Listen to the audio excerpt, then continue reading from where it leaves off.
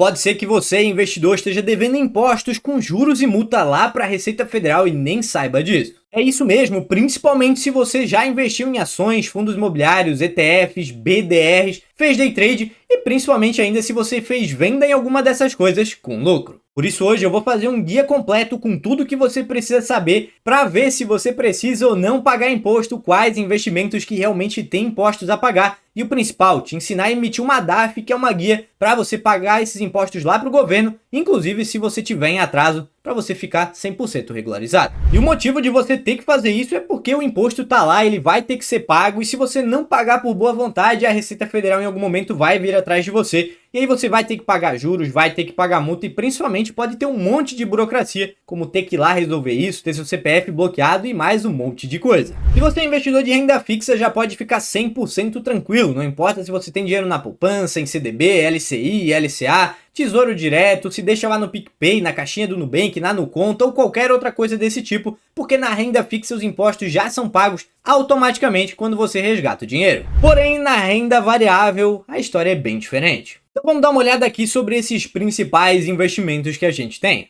No caso de ações, a gente tem uma tributação de 15% sobre o lucro que você tiver nas suas vendas, valor que aumenta para 20% se você estiver fazendo day trade. Aqui um ponto legal é que exclusivamente nas ações, e se você não estiver fazendo day trade, você tem uma isenção em até 20 mil reais em vendas no único mês. Então se por exemplo, chegou ali num determinado mês do ano, por exemplo em março, e você fez vendas lá de 19 mil reais totais e teve 5 mil de lucro, nesse caso, se você não estiver fazendo day trade, você não tem que pagar imposto sobre isso.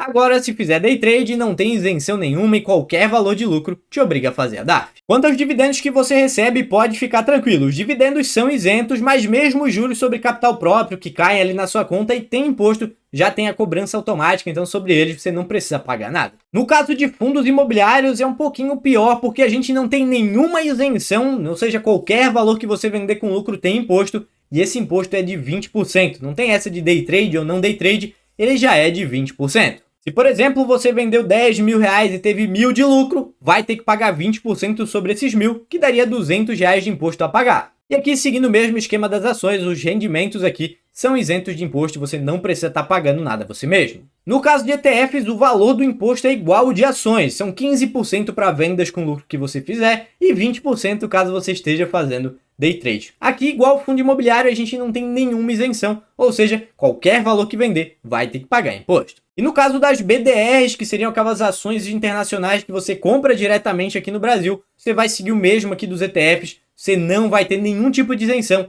e o valor vai ser também de 15% para vendas e 20% se estiver fazendo day trade. Eu até trouxe mais embaixo aqui sobre a tributação do day trade ser de 20%, mas a gente já conseguiu perceber que qualquer operação que a gente esteja fazendo com ações, ETFs ali, BDRs, a gente vai pagar 20%, então o imposto aumenta de qualquer operação normal. E um ponto muito importante aqui, porque muita gente diz que não vai pagar, que não vai ter problema, que se a Receita não vê não dá nada, é que realmente não adianta. E o problema é que a gente tem o chamado dedo duro. Sempre que você vai na sua corretora e faz uma venda de uma ação, fundo imobiliário, ETF, BDR ou qualquer coisa, já existe um imposto bem pequenininho que muita gente nem chega a ver, porque às vezes não lê lá as notas, que você está pagando automaticamente, e isso faz um dedo duro, isso te deda lá para a Receita Federal, para ela saber que você tinha imposto a pagar e você não pagou. Ou seja, se tentar dar uma despertinho, em algum momento aí pra frente, a Receita vai vir atrás de você. Algumas pessoas podem ter ficado confusas quando eu citei a DARF aqui ao meio desse vídeo, mas para você entender, é o que a gente chama de Declaração de Arrecadação de Receitas Federais. Ou seja, é uma guia quando você precisa pagar algum imposto, alguma coisa ali para o governo. E existem várias outras coisas além de investimentos que podem ser pagas por uma DARF. Primeiro ponto é o prazo para você ter que pagar esses impostos, ele é até o último dia útil do mês seguinte à venda que você fez, que deu esse imposto a pagar. Então, por exemplo, agora eu tô aqui em junho de 2024 no momento desse vídeo. Se eu fizer uma venda hoje que tiver imposto a pagar, eu vou ter que pagar isso até o final de julho, até o último dia útil do mês de julho, que é o mês seguinte, é o prazo final para eu poder pagar isso sem ter nenhuma juros, nenhuma multa, nem nada do tipo. Segundo ponto é que o valor mínimo para você fazer uma DAF é de R$10. O que isso quer dizer? Quer dizer que se você fizer uma venda muito pequena, por mais que ela tenha imposto, se o imposto não atingir R$10, você não pode emitir uma DAF e você vai ter que guardar esse valor lá para o futuro. Então vamos supor aqui que você vendeu R$1.000 em fundos imobiliários, porém você teve um lucro bem pequeno ali na sua venda e esse lucro ali foi de R$25, ou seja, você vendeu 1.000, mas teve só R$25 de lucro. Nesse caso de fundos imobiliários a gente paga 20%, ou seja, R$25, você tira 20%, dá apenas R$5. Nesse caso, você não pode emitir essa DAF e você vai guardar esse valor de R$5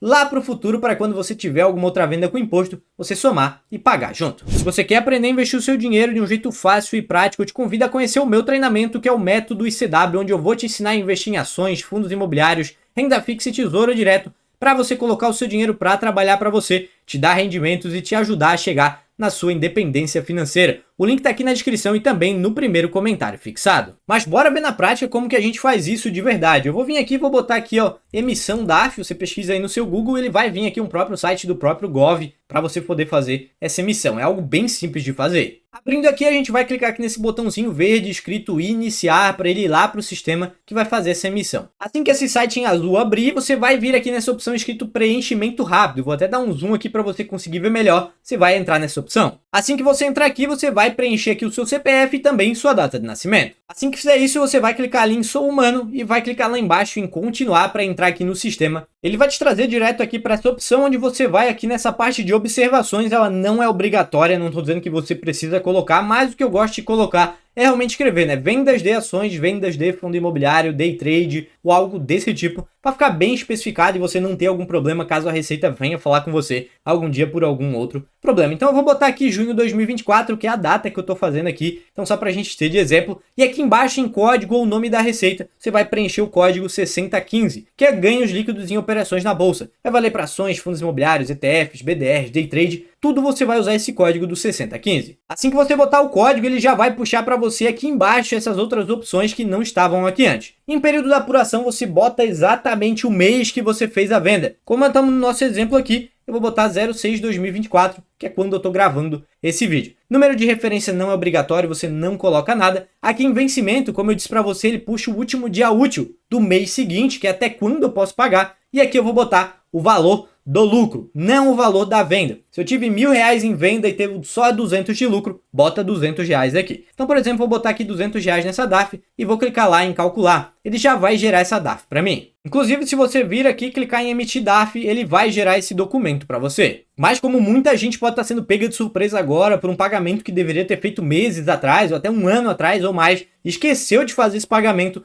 você também tem como emitir aqui diretamente aqui no site essa mesma DAF sem nenhum problema. Eu vou manter os mesmos dados que a gente tem aqui para não ter que preencher de novo, mas vamos supor que eu estou falando aqui de uma venda lá de 2023. Ou seja, era para eu ter pago lá em junho de 2023, mas eu esqueci, não sabia, ou estou descobrindo isso só agora. Então o que eu vou fazer aqui nos meus próprios dados, eu vou vir aqui em período de apuração, vou colocar que é lá de 2023, sempre coloco o mês da venda. Como eu disse, o vencimento é no mês seguinte à venda, porém a gente vai colocar exatamente o mês da venda. E esse aqui eu vou botar um valor maior só para dar um susto em vocês, mas vamos pensar aqui que era R$2.000 de imposto que eu teria que pagar, pode ser 200, pode ser 100, mas vamos botar aqui esse exemplo. Eu vou clicar lá em calcular. E aqui eu quero que você preste atenção quando a gente olha para essa DAF que está aqui em cima, é que eu tinha R$2.000 a pagar. Só por eu não ter pago, eu perdi o prazo, eu já tenho R$400 de multa. Ou seja, são 20% aqui em cima do valor, por mais que eu não tenha pago. Se eu falar de impostos maiores, se uma pessoa tivesse devendo R$20.000 de imposto por uma venda muito gigante aqui, ela teria ali praticamente R$4.000 de multa. E ela tem mais R$204 de juros, ou seja, se eu fosse pagar essa DAF aqui, eu teria que pagar, eu vou até emitir ela aqui para mostrar para vocês, o valor de R$2.604,80. Era R$2.000 lá quando eu ia ter que pagar, agora se eu for pagar, para me atualizar, eu tenho que pagar R$2.604. E a gente está exatamente com uma DAF aqui aparecendo na tela para vocês, que é o que você vai ter a hora que você emitir a sua, clicar lá em fazer a emissão, e você tem que prestar muita atenção aqui nessa data de acolhimento. Ela é basicamente o momento final que você vai poder pagar. Se você estiver dentro dos conformes, está fazendo agora, você ainda está dentro do prazo, ali vai ser exatamente aquela regra. O último dia útil do mês seguinte. Porém, nesse caso, como é uma DARF vencida, ele até me deu um prazo aqui, eu estou fazendo esse vídeo no dia 18. Eu tenho 10 dias para pagar essa DARF aqui, para conseguir pagar, mas se você emitiu, para a gente não ter problema com os juros nem nada do tipo, recomendaria pagar no dia ali que você está emitindo essa DARF para pagar. Então o que você vai fazer? Ou você vai pegar esse documento e vai se dirigir até um banco para fazer o pagamento, ou dependendo do seu banco, você pode preencher esses dados no próprio banco e fazer o pagamento. Eu não sei como tá em todos os bancos digitais, mas por exemplo, como sou cliente do Bradesco, tem uma opção lá para eu pagar DARF tranquilamente ali no aplicativo. Até porque essa guia aqui ela não tem código de barras, então você não tem como pagar por código de barras. Agora que a gente entendeu como funciona, onde tem imposto e principalmente como que a gente faz ali para pagar esse imposto, também tem uma parte muito importante que são os prejuízos a compensar, ou seja, a possibilidade que você tem de você usar algum prejuízo que você teve ali vendendo algum desses seus investimentos para você não ter que pagar imposto quando você tiver lucro, ou caso tenha que pagar imposto, ele seja menor lá na hora de pagar. É claro que por si só ter prejuízo é ruim, mas muitas vezes a gente tem que vender alguma coisa ali que está negativa, a gente precisou tirar o dinheiro porque não se planejou, ou o pessoal do day trade aí que está acostumado a ter aqueles dias bem ruins, que acaba perdendo dinheiro. Então você pode sim anotar e guardar esses valores de prejuízo para você compensar lá na frente. E aí tem duas coisas que vocês têm que entender. Primeiro, você só pode compensar prejuízo que seja da mesma operação. O que isso quer dizer? Day trade só compensa com day trade. Day trade ali você que está vendendo e comprando no mesmo dia, independente do tipo de investimento que você esteja usando, só vai poder compensar com day trade também. E swing trade só compensa com swing trade. Wagner, eu nunca ouvi essa palavra na minha vida. Day trade é quem faz ali durante o dia, ou seja, comprando e vendendo no mesmo dia. Swing trade é qualquer pessoa que compra num dia e vende ali no dia seguinte, na semana seguinte, no mês seguinte, no ano seguinte. Ou seja, qualquer operação que seja mais longa. Então tudo que é day trade só compensa com day trade. Tudo que é aí qualquer outra operação que seja mais longa que um dia, você vai compensar com essa outra operação. E aí tem um segundo ponto, é que sim, precisam ser pelo menos do mesmo tipo de ativos. O que isso quer dizer pra gente? Que se você investir em ações, você estiver fazendo ali um ETF, opções, mercado futuro, mercado a termo, só vai poder ser compensado com esses mesmos ativos. Ou seja, entre eles você pode compensar. Porém, aqui vale lembrar que a regra do day trade continua valendo. Não adianta você dizer para mim que você fez ali uma venda de ação com prejuízo em day trade e aí você quer compensar um lucro que teve numa venda normal, isso não vai acontecer. As duas regras valem ao mesmo tempo. Day trade com day trade, ali swing trade com swing trade, e nesse caso tem que ser por tipo de investimento. O que vai excluir aqui exatamente seriam os fundos imobiliários. Você não pode compensar fundo imobiliário com nenhuma operação ali de ações, ETFs ou algo do tipo. Então, nesse caso específico, fundo imobiliário também só compensa com fundo imobiliário. Se você ainda assim achou confuso, eu trouxe até um exemplo aqui para a gente dar uma olhada. Vamos supor que lá em janeiro de um determinado ano você fez uma venda de R$5.000 de fundos imobiliários, ou seja, são R$5.000 em venda. E nisso você teve R$1.000 de prejuízo, não se planejou, precisou tirar e teve um prejuízo de R$1.000. E aí, no mês de junho ali do mesmo ano, do ano seguinte, você vendeu R$4.000, porém dessa vez teve um lucro de R$500. Ou seja, lucro em fundo imobiliário, não tem nenhuma isenção e paga 20%.